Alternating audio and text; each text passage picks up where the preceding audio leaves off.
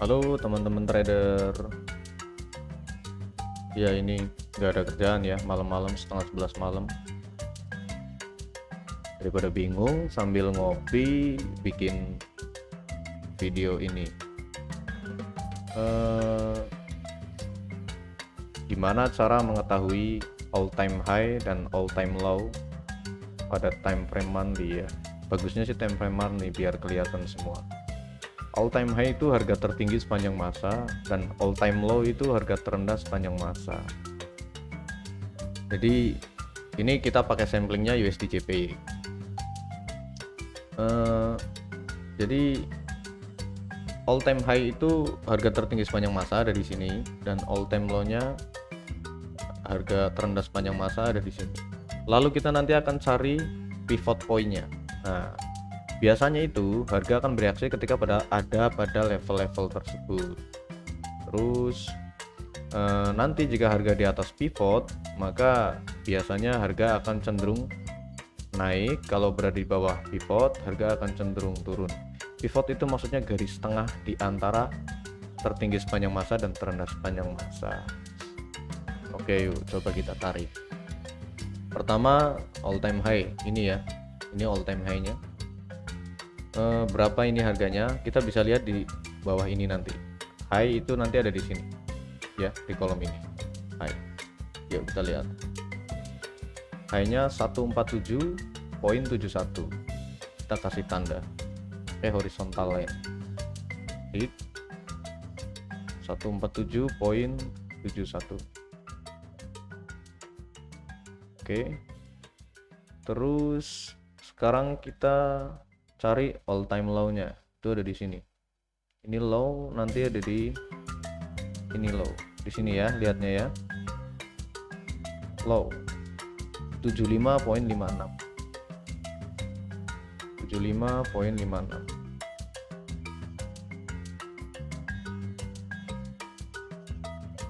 Poin 56. Nah, ini dia. Jadi USD JPY itu sudah bergerak dari all time high ke all time low-nya itu sekitar berapa bulan? Sekitar 158 bulan. 158 bulan itu sekitar berapa? Ayo kita hitung. 158 bagi 12. 13,1 tahun. Selama 13,1 tahun dia bergerak sejauh berapa pip nih? 7.200 pip, kurang lebih 7.200 pip. Nah, inilah kenapa disebut trading forex itu bukan investasi. Kalau investasi itu berbanding lurus dengan waktu, itu seharusnya modal kita bertambah kalau dibiarkan. Kalau ini bertambahnya nggak seberapa ya, dari sini ke sini sudah bertambah lalu naik lagi di sini. Jadi di kisaran ini aja yang namanya forex. Beda kalau investasi itu harusnya naik terus gitu. Ada turunnya tapi tetap harus naik.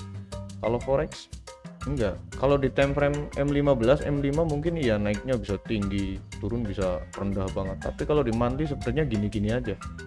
Ini sejak tahun berapa ya chartnya? 1998, sekitar 1998. Udah lama banget. Makanya ini trading beda dengan investasi. Trading itu sama dengan dagang ya, bukan trading sama dengan investasi, beda. Trading dagang dan investasi itu berbeda. Oke, sekarang 7.200 pip.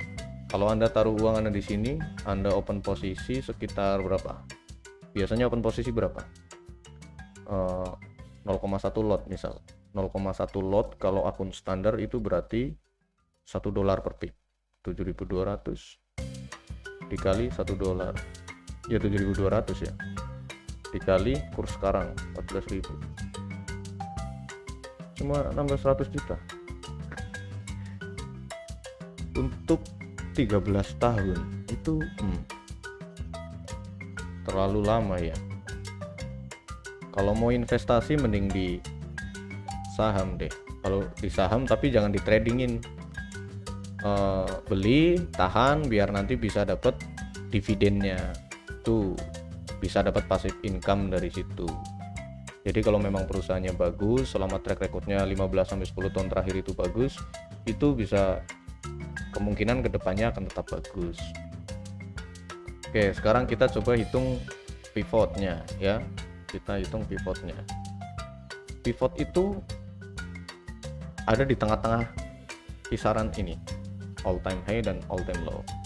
Cara ngitungnya sederhana aja. Pertama, all time high kurangi all time low, berarti 147.71 dikurangi 75.56. Nah, ada 72.12 dibagi 2 karena kita akan cari titik tengah. Bagi 2. Nah, ini. Angka ini tambahkan dengan all time low. Tambah dengan all time low. 75.56. 56 111.72. Coba 111.72.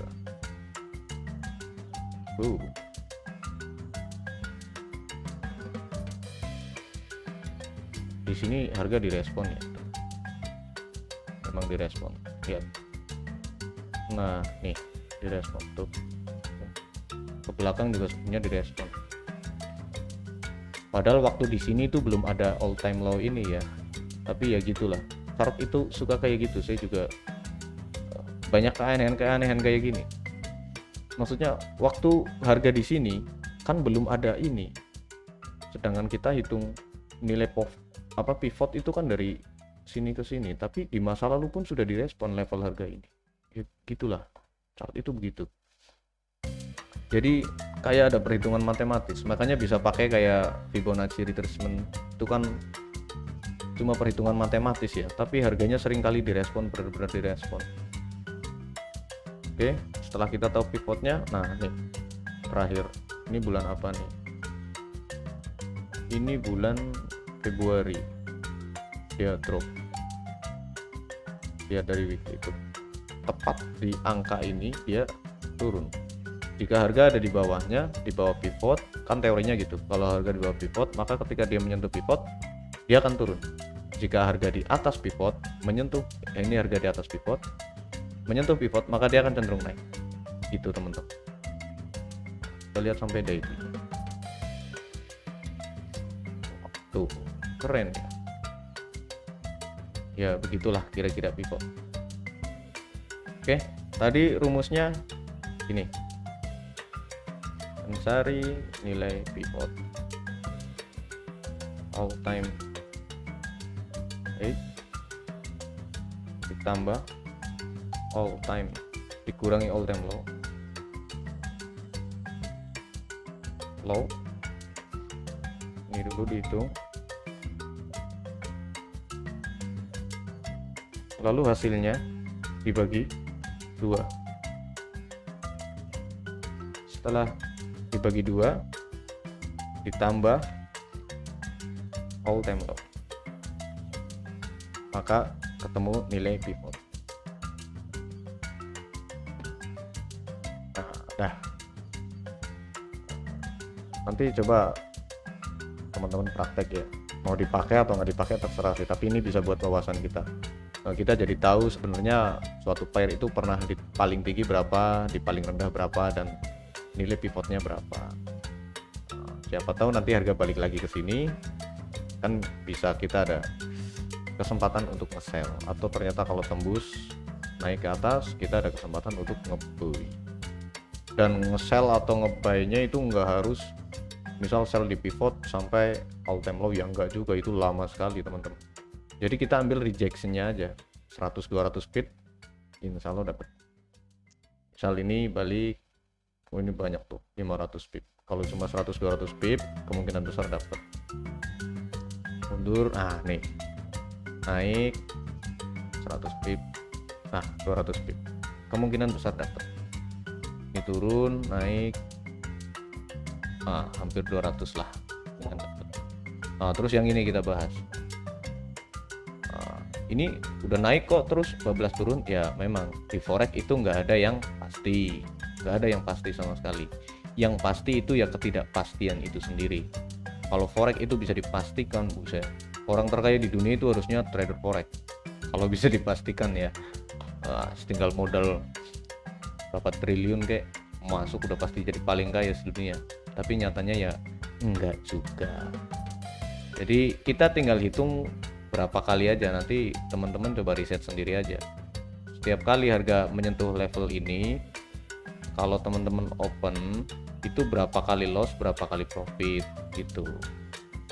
Karena trading itu sebenarnya bukan nyari 100% profit, bukan dari 10 transaksi 10-10-nya bener, enggak juga.